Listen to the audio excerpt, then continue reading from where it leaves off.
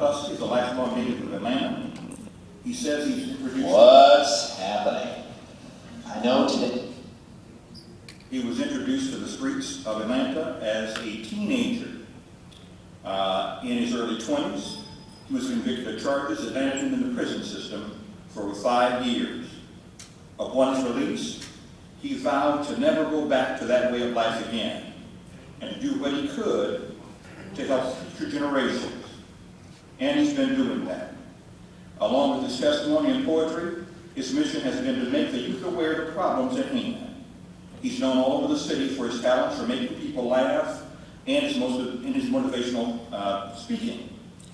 He shared testimonies of his own personal journey at a local and national level by inspiring and encouraging people from all walks of life. Combined with his tenacious spirit, he provides the perfect foundation for delivering a message that will change the hearts and minds of all those who hear him, including those of us here today. So he brings knowledge and he speaks the truth about the streets, if only the streets could talk. Without further ado, presenting our poetic tribute, King Hugh B. Mcclusky.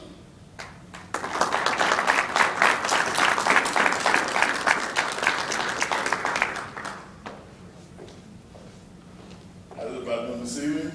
I am honored to be here at this Father and Sons Roundup. It's just so good. I met the lovely Miss Barnes. It was unusual circumstances. She had blessed me to be here today. And I tell you, sons, you are truly blessed to have your fathers. I lost my father to cancer. But when I was young, and me and my father would sit in my room sometime at night, we would play word games. He would say something, I had to say something that would match it or would rhyme. And through that, my father gave me the gift of poetry. It would be later on in life when I discovered what he was doing. He taught me so much. And if you sit here with your father today, man, you ought to be smiling. You ought to have a smile on your face and be just overjoyed to have a father. I want to share a poem with you all that I wrote with my father in mind. And just, my father said, I always tell people what you did. If you did it, you did. Own up to it. And it's through my testimony, through my bad times that I write my poetry and I'm able to share, and it helps me and help others. This poem.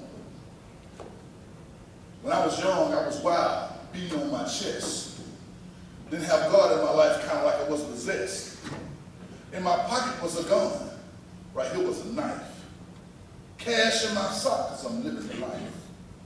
Day in and day out when I'm studying doing wrong. But my folks weren't happy, so I had to leave home. Well, I thought I was grown.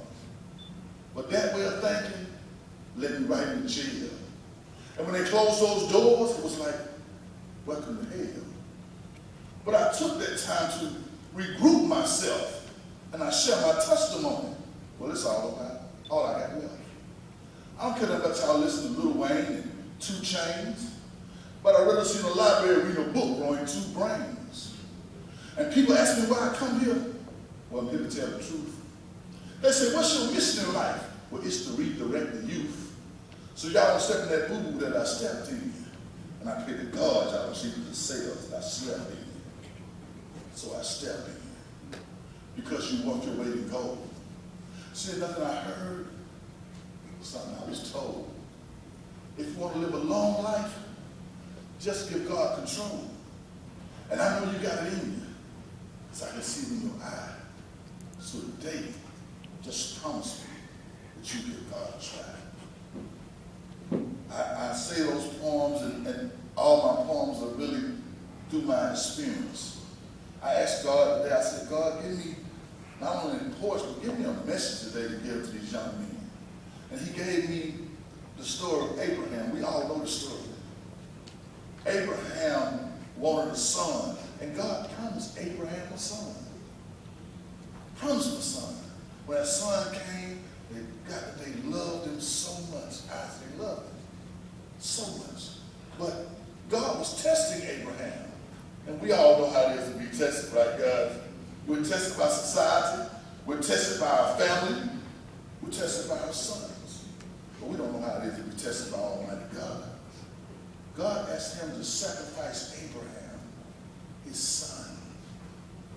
And I started contemplating and understand the very dynamics of it. Why did he ask him to sacrifice his son? I thought about it. God knows how much we love what? Our sons. God knows how we treasure our sons. God knows how much we just surround ourselves with our sons. To a man, your son is the most precious thing. Now, you see daddy love the baby girl, but ain't nothing like your son. Ain't nothing like son that walk like you, talk like you. And sometimes you young men, you wonder why we be so hard on you, because we want the best for you. We want the best out of you. I always try to leave room in my life to do things to let people know how much effect my father had on my life. Even now, when my father is dead and gone. Other day I was working on the car. And I was at the station, I couldn't figure out what else to do. I said, look what Daddy did. And it came to me like that. I said, look what Daddy did. A lot of circumstances I be in now, I find myself saying, what would Daddy do? Sons, if you got, I want each son right now. I want you to do something for me. I want you to get out your seat and hug your dad. Right now. Hug your dad. Hug your dad. Hug your dad. Hug your dad. Hug your dad.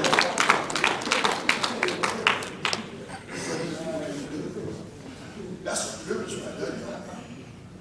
Tell your daddy you love him. Everyone care. If he forget to tell you, tell him.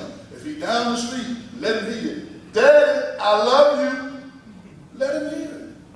There's no bond in the world like father and son. None. I'm so happy I got a chance to be here. I don't want to be with you long, but I've been known to talk too much.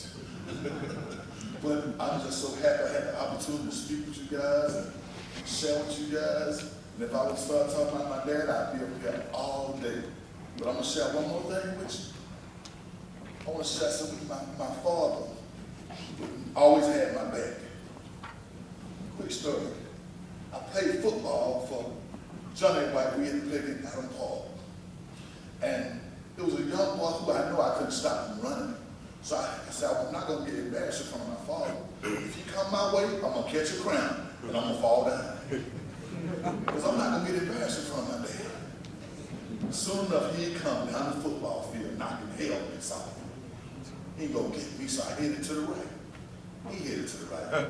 When they got close to me, I faked that cramp, fell. But as I was following him, I hit his thigh. He flipped over and fumbled the ball. A few daddies seen it. They said, oh, you see him when he closed his eyes. You know, my dad told everybody, my son's so good, he can hit him with his eyes closed. Thank you, y'all.